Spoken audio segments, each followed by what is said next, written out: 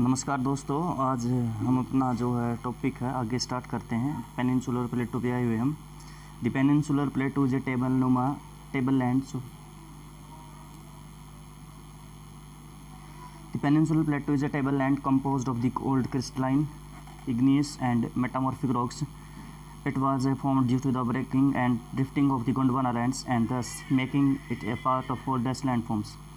The plateau has broad and shallow valleys and rounded hills. This plateau consists of two broad divisions, namely the Central Highland and the Deccan Plateaus. The peninsular plateau एक टेबलनुमा flat land आपको देखने को मिलेगा, जो क्या पुराने रेवेदार चट्टानों, अगन्य चट्टान और जो रूपांतरित चट्टानों से बन के मिला हुआ है।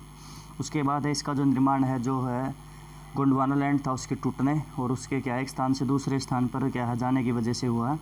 और ये क्या है, आप कह सकते हैं कि सबसे पुराने ओल्डेस्ट फॉर्म में से एक है। इसके जो है चारों तरफ है, इसमें क्या है कि आपको क्या है कम जो छिछली वैलियाँ और क्या है गोलदार वैली आपको देखने को मिले, हिल्स देखने को मिल सकती हैं। और इसको दो प्रकार के जो है भागों में बांटते हैं। सबसे पहले जो इसका भाग होता है वो सेंट्रल हाईलैंड होता है और दूसरा भाग जो इसका डक्कन प्लेटू के अंदर होता है। इसके अलावा क्या इसको और अन्य प्रकार के एक और जो भाग होता है, इसको क्या है नॉर्थ ईस्टर्न प्लेटू के अनुसार भी बांटा जा सकता है, लेकिन हमारे सिलेबस में सिर्फ दो प्रकार से ही है। The part of the peninsular plateau lying on the north of the Narmada river covering a major area of the Malwa plateau is known as the central highland. जो पेनिनसुलर प्लेटू है उसके जो नर्मदा नदी के जो उत्तर की तरफ जो भाग है, तो वो क्या है मालवा पठार के अंदर आता है, और जिसको क्या हम सेंट्रल हाईलैंड के नाम से जाना जाता है। इसको मध्य उच्च भूमि के नाम से क्या जानते हैं हिंदी में।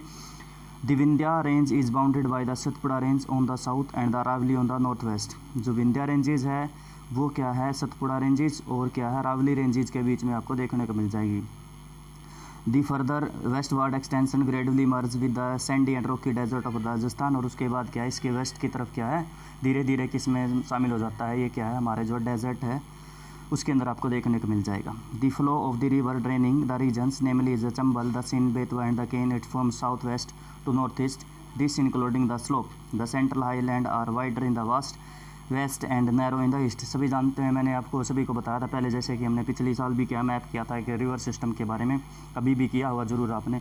तो चंबल, सिंध और बेतवा और केन नदी क्या है आपको क्या है यहाँ से निकलती हुई क्या है गंगा नदी के अंदर आपको देखने को मिल जाएंगी, या फिर यमुना। और कुछ हम बात करें कि गंगा या तो यमुना मिल जाएंगी या फिर क्या गंगा नदी के अंदर आपको देखने को मिल जाएंगे, ठीक है। उसके बाद क्या है कि भाई ये क्या है कि भी जो साउथ वेस्ट जो पोर्शन है हमारा दक्षिण पश्चिम की तरफ क्या है ये आपको देखने को मिल जाएगा। ये जो साउथ वेस्ट है वाइडर इन द वेस्ट, सिर्फ वेस्ट के अंदर थोड़ा सा चौड़ा और क्या है ईस्ट की तरफ आपको कम मतलब छिछला या आप कह सकते हैं कम संकरा होता चला जाएगा। The eastward extension of the plateau are locally known as the Bundelkhand and Baghelkhand. और जो पूर्वी जो क्षेत्र है इसके जो प्लेटू का उसको क्या है लोकल नाम से जाना जाता है, जिसका नाम बुंदेलखंड और बघेलखंड के नाम से इसको जाना जाता है। जो क्या है आप कह सकते हैं ये एमपी और यूपी का पोर्शन आता है, वहाँ पर देखने को मिल सकता है भी। उसके बाद है द छोटा Nagpur प्लेटू marks the further eastern extension drain by the Damodar river. इसके बाद जो है द छोटा नागपुर प्लेटू है जो ईस्ट की तरफ क्या है कि वहाँ का एक्सटेंशन कहाँ पर है, छोटा नागपुर प्लेटू का एक्सटेंशन देखने को मिल जाएगा दामोदर रिवर के तक। हम इसको कह सकते हैं कि जो वेस्ट बंगाल है या फिर झारखंड है उस क्षेत्र तक आपको देखने को मिल जाएगा अभी। The Deccan plateau is triangular land mass that lies to the south of the river Narmada. जो हमारा दक्कन का प्लेटू है जो दूसरा भाग है इसका, वो हमारा क्या है नर्मदा रिवर के दक्षिण में पड़ता है। The Satpura range reflects its broad base in the north while the Mahadev, the Kumaon hills and the Maikal range from its eastern extension. इसके बाद क्या है इसके अंदर आपको क्या महादेव की श्रेणियाँ, कुमायूं कैमूर की हिल्स हैं वो आपको यहाँ पर देखने को मिल जाएंगी, या फिर मेकाल की जो श्रेणियाँ वो भी आपको देखने को मिल जाएगी। देखो इसमें ऐसे तो मुझे नहीं लगता कुछ समझ में आ पाएगा, इसके लिए क्या है आपको मैप दिया जाएगा, उस मैप में आपको सारी की सारी क्या है ये चीज़ें दिखा दी जाएंगी भाई। उसके बाद हम जो बात कर रहे हैं यहाँ पर ये कहने का प्रयत्न कर रहे हैं कि इन हिल्स को आप फिजिकल मैप पे देखें। The Deccan plateau is higher in the west and slope gently eastward. जो डक्कन का प्लेटू है क्या है वो पश्चिम की तरफ ऊंचा है, और इसका जो है ऊंचा हो गया तो सीधी सी बात है ईस्ट की तरफ क्या हो गया इसका वो आपको स्लोप देखने को मिलेगा। An extension of the plateau is also visible in the north east locally known as the Meghalaya Karbi Anglong plateau and north Cachar hills. इसके बाद है इसके अंदर जो बात करी है कि भाई ये जो एक्सटेंशन है इस प्लेटू का वो क्या है आपका उत्तर और पूर्व की तरफ भी देखने को मिलता है, जिसको क्या है मेघालय, कार्बी एंगलोंग और क्या है नॉर्थ कछारी हिल्स के नाम से भी जाना जाता है। ये क्षेत्र भी आपको देखने को मिलेंगे। It is separated by A fault from the छोटा नागपुर प्लेटू। इसको जो अलग करने वाला एक भ्रंश है छोटा नागपुर पठार से अलग करता है। 3 prominent hill range from the west to the east are the Garo, Khasi and Jaintia hills. और यहाँ पर जो 3 प्रमुख प्रकार की जो हमारी हिल्स देखने को मिलेंगी उसमें क्या सबसे पहली गारो, खासी और तीसरी क्या है हमारी जयंतियाँ आपको देखने को मिल जाएंगी। ठीक है, सभी जानते हैं कि बहुत इंपॉर्टेंट है, आपको क्या ईस्टर्न साइड मेघालय की तरफ आपको देखने को मिलेंगी भाई। The western ghat and the eastern ghat mark the western and the eastern edges of the Deccan plateau respectively. Western ghat lie parallel to the western coast, they are continuous and can be cross through passes only. Locate the Thal, Bor and Pal ghat in the physical map. यदि हम बात करें western और eastern घाट की, तो जो है दक्कन का प्लेटू है, इनकी दोनों ये दक्कन की प्लेटू की सीमाएं निर्धारित करते हैं, वेस्टर्न घाट और ईस्टर्न घाट। जो वेस्टर्न घाट है वो क्या कॉन्टीन्यूसली फॉर पैरेलल आपको क्या है पैरेलल दिखाई देगा, और क्या इसको सिर्फ क्या है पासिस मीन्स क्या है वो दर्रे होते हैं जिसमें क्या नेचुरल वेव होता है, जो माउंटेन्स होते हैं जिसके अंदर से क्या किया जा सकता है हम जाते हैं भी। उसके बाद है थाल है, बोर है, पाल घाट है। ये फिजिकल मैप के ऊपर क्या करना आप लोगों ने इसको क्या करना आपने आप इनको मार्क करें। जैसे कि ये हो गए ना, ये माउंटेन्स हो गए, तो इनमें क्या है कि रेंजेस होगी, तो इनमें जो है नेचुरल जो वे होते हैं उनको क्या कहा जाता है पासेज कहा जाता है। यदि हम थाल की बात करें तो थाल क्या है हमारा वो मुंबई से लेके कोलकाता तक क्या है यहाँ पर रेलवे लाइन बिछाई गई, यहाँ से इसको क्रॉस किया जा सकता है। उसके बाद क्या मुंबई से लेके चेन्नई तक हमारा बोर घाट है, और पाल घाट हमारा केरला से लेकर तमिलनाडु तक आपको देखने को मिलेगा। The western Ghat are higher than the eastern Ghat. Their average elevation is 900 to 1600 metre as against 600 metres of the eastern ghat. ठीक है, यहाँ पर जो बात है वेस्टर्न घाट है वो आपको ऊंचा देखने को मिलेगा। अभी हमने पहले ही बात की थी, इसकी एवरेज जो ऊंचाई है 900 से 1600 मीटर की देखने को मिलेगी, जबकि जो ईस्टर्न घाट है वो 600 मीटर आपको ऊंचा दिखाई देगा। The eastern Ghat stretch from the Mahadev valley to the Nilgiri in the south. और जो ईस्टर्न घाट है वो महानदी वैली से घाटी से लेकर क्या नीलगिरी तक साउथ में है, वहाँ तक आपको देखने को मिलेगा। The eastern ghat are discontinuous and irregular and dissected by the rivers drained into the Bay of Bengal. जैसे हमने बात की थी कि जो वेस्टर्न घाट आपको देखने का कॉन्टिन्यूस फॉर्म में, लेकिन ईस्टर्न घाट क्या है कटाफटा है, और कटाफटा करने का कारण क्या है हम जो इरेगुलर शेप होने का कारण क्या है, यहाँ पर बहुत बड़ी मात्रा में जो नदियाँ हैं वो अपने डेल्टाओं का निर्माण कर रही हैं, यहाँ पर आपको देखने को मिलेगा। The western Ghat cause orographic rain by the facing the rain bearing most winds to rise along the western slope of the Ghat. The western Ghat are known by the different local names. उसके बाद जो है हमारा क्या western घाट क्या है, यहाँ पर क्या पर्वतकृत वर्षा आपको बहुत बड़ी मात्रा में देखने को मिलती है। अभी जो विंड्स आती हैं वहाँ पर वर्षा बहुत बड़ी मात्रा में करती है। ठीक है, जैसे कि भी हम बात करते हैं, जैसे माउंटेन्स की जो शुरुआत होती है ना वो आपको क्या है कि एक फॉर्म होती है रेनफॉल की, जिस प्रकार से ये माउंटेन हो गया हमारा, ये माउंटेन हो गया, तो जैसे विंड आ रही है तो यहाँ पर क्या है ऊपर की तरफ चढ़ती है, तो यहाँ पर क्या है बादलों का निर्माण हो, यहीं पर बारिश होती है, तो इसको क्या है विंडवर्ड साइड कहते हैं, और इसको लीवर्ड साइड कहते हैं, या फिर रेन शेडो जोन भी कहा जाता है। यहाँ पर तो बहुत बड़ी मात्रा में बारिश हो जाती है, लेकिन यहाँ पर बारिश आपको देखने को बहुत ही कम देखने को मिलेगी। ठीक है, इसके बाद जो बात कर रहे हैं ये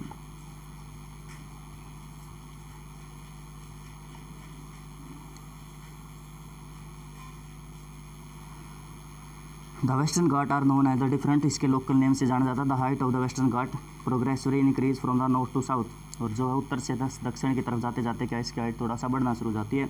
highest peak include the Anaimudi and the Doda Betta. इसकी जो प्रमुख जो चोटियाँ भी Mahendragiri the highest peak in the eastern ghat. आपने पर्सन मार्क कर लेना, सबसे इंपॉर्टेंट महेंद्रगिरी ईस्टर्न घाट का सबसे प्रमुख है।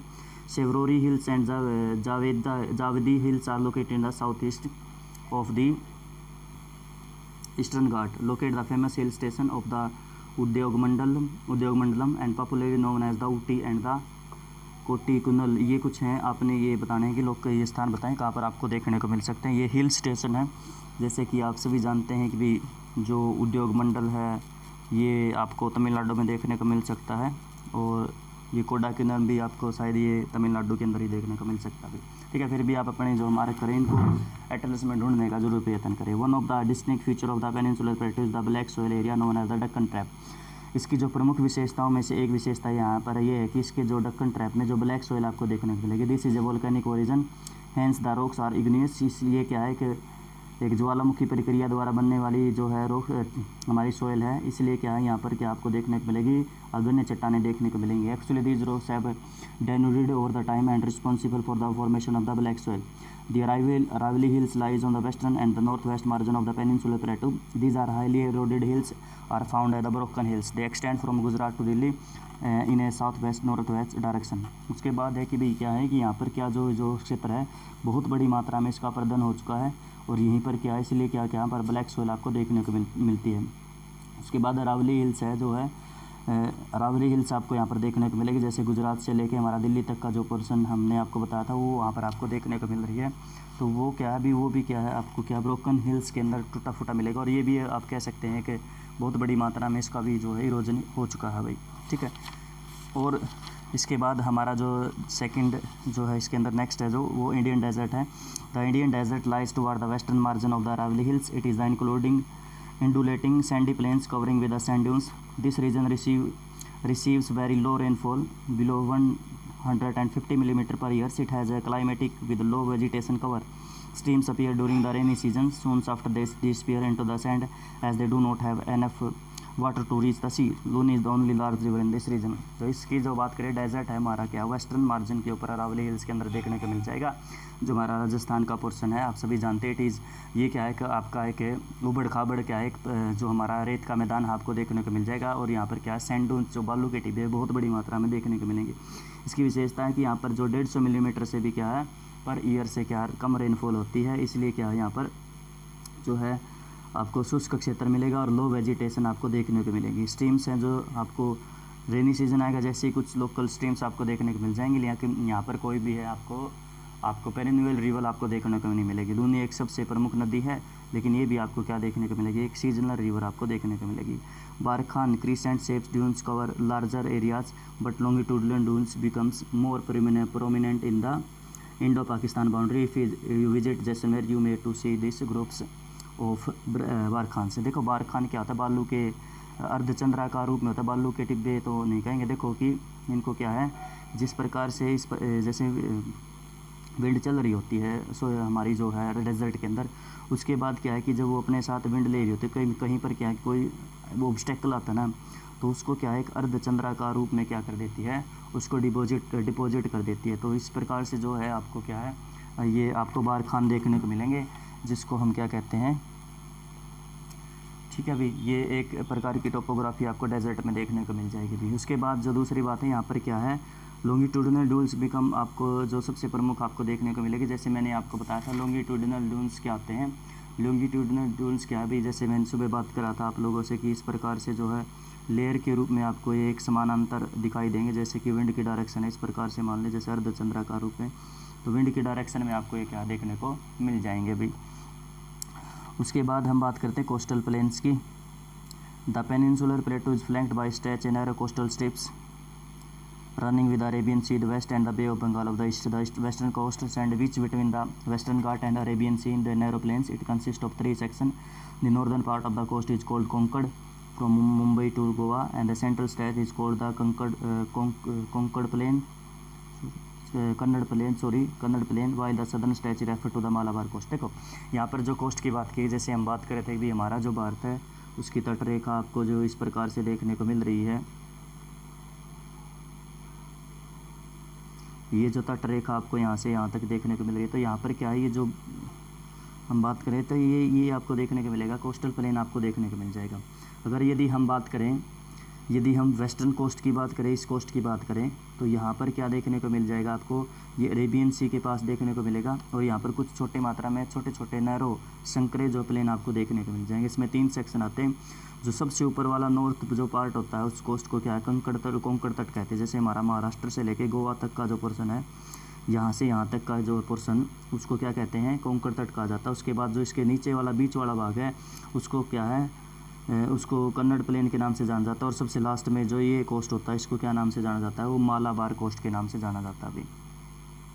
The plain along the Bay of Bengal are wider and level in the northern part it is refer to the northern Circar while southern part is known the Coromandel coast. इसके बारे में भी आप जानते भी इसकी तरफ क्या कि भी ये जो कोस्ट होता है इसको तो क्या है हम क्या कहते हैं, इसको कोरोमंडल कोस्ट के नाम से जानते हैं, जबकि क्या है इससे ऊपर की तरफ नॉर्थ की तरफ क्या उत्तरी सरकार के नाम से जाना जाता है।